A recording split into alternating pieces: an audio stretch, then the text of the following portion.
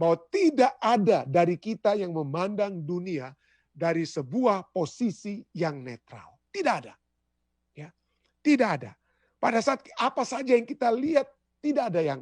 Pada saat kita melihat seorang pria dan kita melihat seorang wanita, kita tahu, kita langsung berpikir, oh ini bedanya antara pria dan wanita.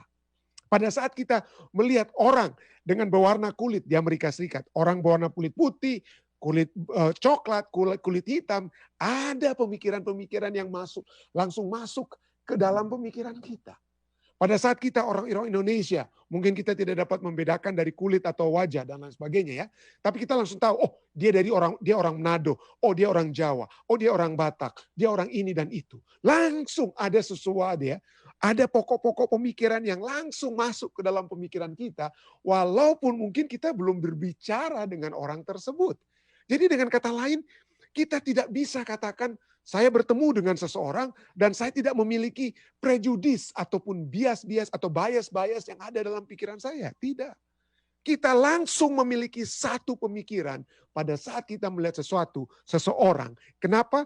Oleh sebab kita dilahirkan, dibentuk dengan kebudayaan, dengan pemikiran-pemikiran yang sudah dimasukkan, yang diajarkan kepada kita, sehingga kita menjadi seringkali kalau kita lihat orang-orang dengan warna kulit tertentu, kita rasa hati-hati jangan terlalu dekat. Jangan hati-hati nanti kita dicelakakan dan lain sebagainya. Jadi itu sudah merupakan bagian daripada umat manusia. Bagian umat manusia. Dan inilah yang menjadi menjadi penyebab ya adanya hal-hal yang kita pikirkan ini. Inilah yang seringkali menyebabkan pengetahuan akan Tuhan itu tidak kita miliki.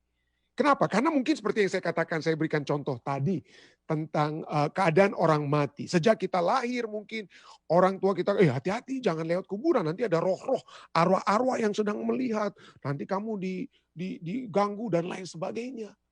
Jadi itu sudah tertanam dalam pikiran kita.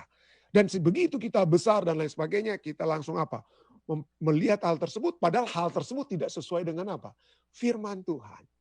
2 Korintus 10 ayat 3-5 berkata, 2 Korintus 10 ayat 3-5. Memang kami, Rasul Paulus katakan, kami masih hidup di dunia, tetapi kami tidak berjuang secara duniawi. Karena senjata kami dalam perjuangan bukanlah senjata duniawi. Bukanlah pemikiran yang orang tua mungkin katakan tradisi, kebudayaan kampung kita, kebudayaan di mana kita berasal, kebudayaan suku kita. Bukan senjata duniawi. Melainkan senjata yang diperlengkapi dengan kuasa Allah yang sanggup untuk meruntuhkan benteng-benteng.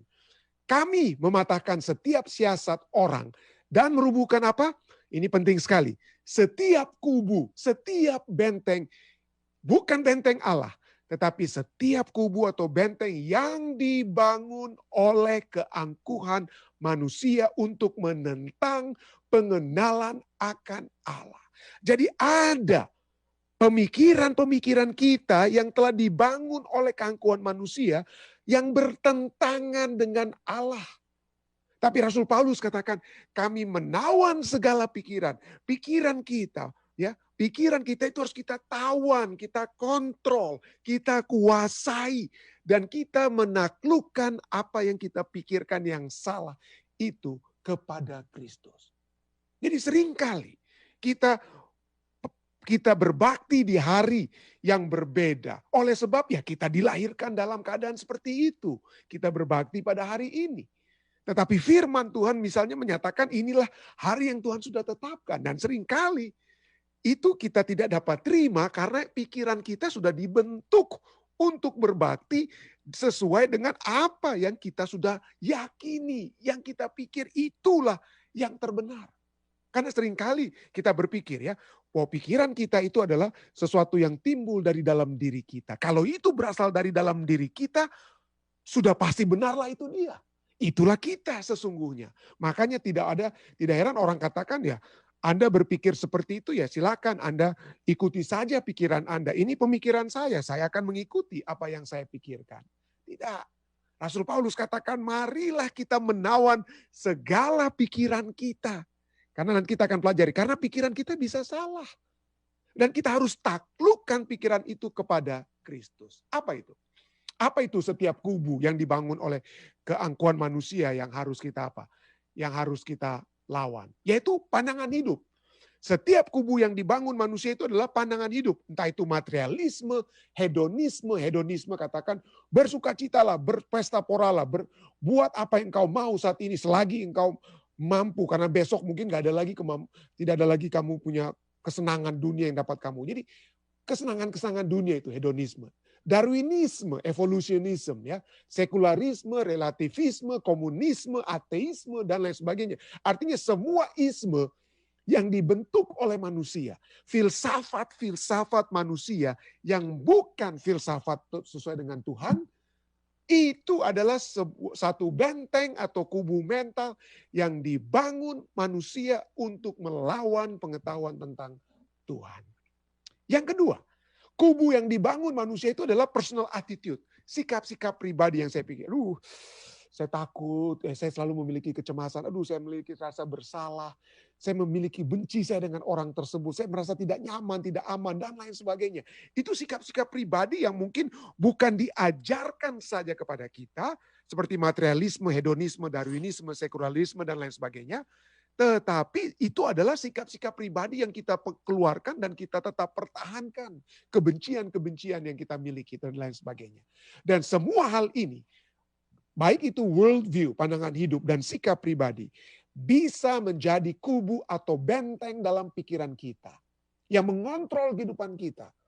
Ya, yang mengontrol kehidupan kita. Misalnya materialisme, hedonisme. Buat apa gereja, buat apa kasih perpuluhan milik Tuhan. Itu kan lebih bagus saya gunakan untuk saya simpan, beli iPhone 12 dan lain sebagainya. Ya. Jadi itulah kubu-kubu, benteng-benteng dalam pikiran kita yang kita pikir ini yang terbaik. Gantinya saya mau menyerahkan apa yang Tuhan minta untuk saya serahkan, yang itu milik Tuhan. Entah itu perpuluhan, entah itu hari perhentian. Buat apa? Lebih baik saya overtime di hari Sabat.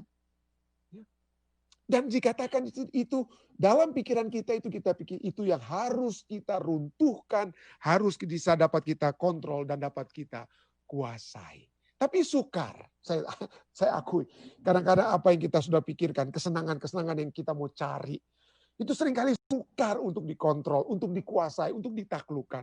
Rasul Paulus sendiri dalam Roma 7, 19-24 berkata, sebab bukan apa yang aku kehendaki, yaitu yang baik yang aku perbuat. Melainkan apa yang tidak aku kehendaki, yaitu yang jahat yang aku perbuat. Ya aku sudah tahu ini yang nggak benar untuk saya buat. Tapi kita lagi sakit hati, udahlah minumlah sedikit ya, lagi sakit hati ya, nggak apa-apa lah sedikit-sedikit dan lain sebagainya. Dan Rasul Paulus katakan itu yang aku buat. Aku manusia celaka. Siapakah yang akan melepaskan aku dari tubuh maut ini, dari keinginan pikiran-pikiran ya. Ada orang berpikir, nggak apa-apa pendeta kita, sekali-sekali kita nakal. Karena ini suami ini nggak benar, istri nggak benar, ya sekali-sekali kita balaslah dengan kita main serong sedikit-sedikit dan lain sebagainya. Jadi itulah pikiran manusia kan. Jadi sekarang pertanyaannya, bagaimana caranya kita meruntuhkan, mengontrol, menguasai pikiran kita yang seringkali tidak suka untuk menurut. Ya. Ada 4 prinsip yang dapat kita lihat di sini ya. 4 prinsip untuk menguasai pikiran. Yang pertama adalah kita harus menyadari keterbatasan dari pikiran kita. Kita harus ketahui bahwa pikiran kita itu dapat jahat. Ya, tidak lagi berpikir atau jahat atau tidak lagi berpikiran sehat. Apa yang kita pikirkan pada saat kita lagi kecewa dengan keluarga kita, lalu kita mau buat sesuatu yang tidak sesuai dengan kehendak Tuhan, kita sedang tidak berada dalam pikiran yang sehat. Menurut 1 Timotius 6 ayat 5. Pikiran kita menurut 2 Korintus 3 ayat 14 sedang menjadi tumpul. Tidak bisa melihat hal yang benar. Ya. Atau pada saat kita pikir, ini kita masih muda ya, kalau masih muda, mari kita bersenang-senang dulu lah. Nggak usah ke gereja, nggak usah ikut-ikut apa yang Tuhan perintahkan. Nanti kalau sudah menjelang mati baru baru kita dekat-dekat dengan Tuhan. Untuk saat ini, nikmati dulu kesenangan dunia. Tapi 2 Korintus 4 ayat 4 katakan apa? Orang-orang yang tidak percaya, pikirannya dibutakan oleh ilah zaman ini. Kita harus tahu pikiran kita itu dapat dibutakan oleh ilah zaman ini. Akal atau pikiran kita menurut 2 Timotius 3 ayat 8 katakan, 2 Timotius 3:8 katakan akal kita itu dapat menjadi bobrok. Sehingga tidak heran, Yeremia 17 ayat 9 berkata, betapa liciknya hati, bukan hati ya. Hati itu tidak bisa berpikir, tapi kita itulah ya.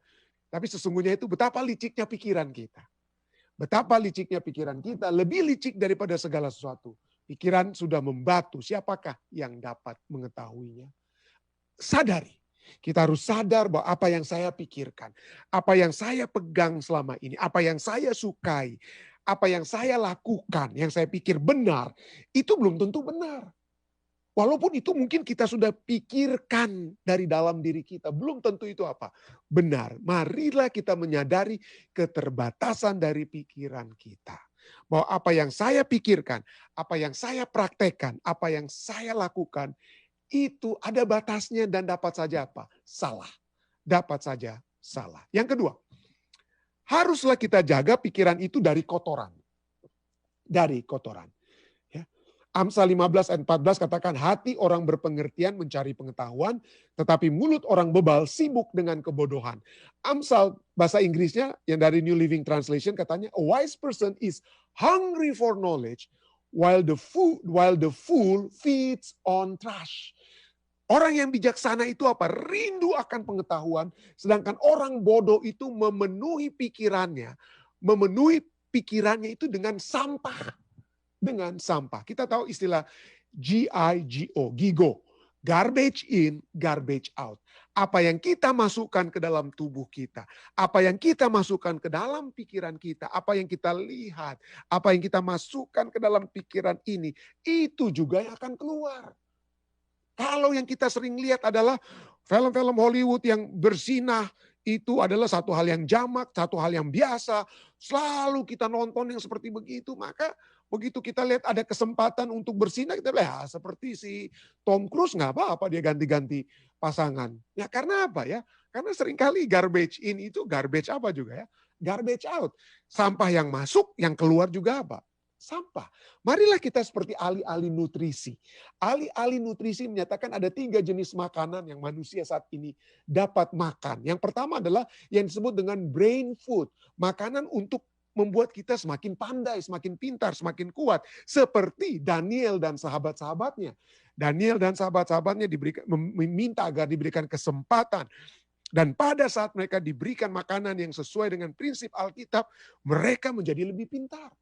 Tetapi ada juga makanan yang bukan hanya membuat kita pintar, tetapi membuat kita ya nggak pintar, nggak bodoh, ya junk food lah. Tapi ya ujung-ujungnya sakit juga ya, junk food.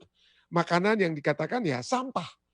Ya, makanan yang tidak ada gunanya dengan kata lain. Ada banyak hal yang berguna, tetapi ada juga firman Tuhan katakan ada banyak hal yang kita dapat lihat, tapi ada juga yang tidak berguna. Nah, itulah mungkin seperti junk food. Dan yang ketiga yang paling berbahaya adalah makanan-makanan yang kita tahu pasti ini adalah racun, tapi itu yang kita apa? Kita makan. Karena kita pikir, oh itu yang enak. Ya rokok dan lain sebagainya. Atau hal-hal lain yang kita masukkan dalam tubuh kita. Yang seharusnya tidak kita masukkan karena itu racun. Jadi hati-hati. Demikianlah dengan makanan, demikianlah juga dengan pikiran kita. Apa yang kita masukkan ke dalam pikiran kita? Apakah kita masukkan itu apa? Kotoran? Ataupun hal yang memiliki kesanggupan untuk membuat kita lebih mengetahui kebenaran firman Tuhan. Jaga pikiran ketiga. Ya. Mazmur 101 ayat katakan, tidak kutaruh di depan mataku perkara dursila. Bahasa Inggrisnya worthless. Tidak kutaruh di depan mataku perkara worthless yang tidak berguna. Perbuatan murtad aku benci, itu takkan melekat padaku. Jadi bagaimana pendeta? Mungkin Anda katakan, pendeta aduh tengah mati ya mau jaga pikiran dari kotoran ya. Di Amerika ini setiap kita melihat sesuatu di cellphone, di internet dan lain sebagainya, di luar saja, jalan saja lalu ada billboard, ya advertensi, waduh sepertinya kacau semua ini. Jadi bagaimana caranya kita dapat mengatasi supaya pikiran kita itu dapat kita tawan, kita dapat kontrol, kita dapat kuasai. Ada dua yang dapat kita lakukan berdasarkan Filipi 4 ayat 6-8. Yang Filipi 4 ayat 6-8 katakan, janganlah hendaknya kamu khawatir tentang apapun. Janganlah khawatir kalau pikiranmu itu akan sering lari kiri dan kanan. Tapi nyatakanlah dalam segala hal keinginanmu. Kalau Anda ingin agar supaya makanan kotor, junk food ataupun toxic food itu tidak ingin Anda makan, masuk dalam pikiran kita, yang worthless tidak masuk dalam mata kita, minta di dalam doa. Nyatakanlah segala hal keinginanmu kepada Allah dalam doa dan permohonan dengan ucapan syukur. Damai sejahtera Allah yang melampaui segala akal akan memelihara hati dan pikiranmu dalam Kristus Yesus. Walaupun kita seringkali kita rasa kita tidak kuat, tetapi kita tahu kalau kita minta dalam doa, Tuhan akan memberikan damai. Ya, yang akan menjaga hati dan pikiran kita dalam Kristus Yesus apabila kita berdoa. Dan ayat 8 ini yang kedua ya. Jadi akhirnya saudara-saudara, semua yang benar, semua yang mulia, semua yang adil, semua yang suci, semua yang manis, semua yang sedap didengar, semua yang disebut kebajikan dan patut dipuji. Pikirkanlah semuanya itu. Consistent focusing. Fokus terus. Ya, fokus. Jadi kalau ada pandangan kita kepada hal yang salah, berdoa dan fokus kepada apa? Hal yang benar. Ubah pandangan tersebut. Ya. Ubah pandangan tersebut. Atau lari dari pandangan yang salah tersebut. Seperti Yusuf pada saat dia melihat istri Potifar di depannya untuk menggodanya. Dia lari dari pencobaan tersebut. Dia fokusnya dia alihkan. Kalau dia terus-menerus memandang istri Potifar dengan fokus di istri Potifar, jatuh dia. Tapi dia alihkan fokusnya. Dia alihkan konsentrasi fokus yang dia alihkan. Yang ketiga, bagaimana kita dapat menguasai pikiran? Mencintai pengajaran. Jangan kita berpikir bahwa saya sudah menerima Yesus, oke, udah itu cukuplah ya. Saya tinggal berdoa saja, nggak usah bikin apa-apa, nggak usah belajar terus firman Tuhan. Tidak. Ya, saya walaupun sudah cukup bertahun-tahun belajar ya, sampai ada gelar doktor PhD dan lain sebagainya di bidang Alkitab ya. 4 tahun di Unclub, 2,5 tahun di Master, 3,5 tahun di PhD saya, cukup lama mengajar dan lain sebagainya. Tetapi kalau saya harus jujur kepada Anda, setiap hari berjam-jam saya gunakan untuk belajar dan setiap kali saya belajar, saya mendapatkan begitu banyak hal yang pertama-tama menguatkan saya. Ya. Dan itu membawakan satu apa? Pemahaman yang semakin yang tidak saya tahu sebelumnya, boleh saya katakan demikian. Amsal 18 ayat 15 katakan, hati orang berpengertian memperoleh pengetahuan dan telinga orang bijak menuntut pengetahuan. Matius 11 ayat 28 sampai 29 seringkali kita dengar, kita gunakan ayat ini kalau kita ada masalah datang kepada Yesus. Tapi lihat bagaimana caranya kita supaya dapat ketenangan dari Yesus yang ada masalah. Matius 11 ayat 28-29 katakan, marilah kepadaku semua yang letih, lesu, dan beban berat. Aku akan memberikan kelegaan kepadamu. Pikulah kuk yang kupasang dan apa? Belajarlah padaku. Jadi murid Yesus. Belajar firman Tuhan. Ya, karena aku lemah lembut dan rendah hati dan jiwamu akan mendapat apa? Ketenangan. Satu hal yang harus kita juga pelajari pada saat kita terus-menerus belajar kepada Tuhan atau belajar firman Tuhan adalah memiliki kerendahan hati. Kalau saya tidak tahu, bilang jujur, saya tidak tahu. Mari kita belajar bersama-sama. Jangan kita pikir saya sudah tahu semuanya, gampang. Tidak. Pada saat saya pada saat ada orang-orang yang bertanya, pendeta muda tulus seringkali memiliki pertanyaan yang membuat saya berpikir, karena saya pikir, gimana cara jawabnya ya. Tapi pada saat kita memiliki kerinduan untuk menjawab, belajar, maka kita akan mendapatkan apa? Pengetahuan. Ya, mendapatkan pengetahuan dan mendapatkan berkat tersebut. Amsal 10 ayat 14 katakan, orang bijak menyimpan pengetahuan. Ya, orang bijak akan menyimpan. Nah, saya garis bawahi kata menyimpan. Kenapa? Karena di dalam Alkitab seringkali kata yang bersamaan dengan kata menyimpan adalah jangan. Jadi jangan menyimpan. Alkitab katakan jangan simpan hartamu di surga, jangan begini, jangan simpan ini, jangan simpan itu. Tetapi tentang pengetahuan akan firman Tuhan, tentang firman Tuhan, Amsal 10 ayat 14, simpan itu dia. Artinya kita akan bawa ke dalam kerajaan surga. Walaupun nanti di dalam kerajaan surga akan lebih dilengkapi, tetapi pengetahuan kita akan Tuhan, itu akan disimpan, akan menjadi bagian kita hingga kita tiba dalam kerajaan surga. Yang lainnya itu jangan kita simpan. Mobil jangan disimpan, nggak dibawa ke surga. Uang dan segala macam nggak bisa disimpan untuk dibawa ke surga. Nggak bisa. Tapi pengetahuan itu dapat kita simpan, dibawa ke surga. Yang terakhir, Yang terakhir adalah memiliki tujuan akhir dalam pikiran. Jadi bagaimana caranya supaya pikiran kita nggak lari-lari. Ya, supaya pikiran kita tidak lari kiri kanan dan lain sebagainya. Pikirkanlah hadiah. Think of the end in mind. Stephen Covey ya, 7 Habits of Highly Effective People. Katakan bahwa orang-orang yang efektif ya, yang baik itu adalah orang yang selalu memikirkan apa yang akan terjadi di depan.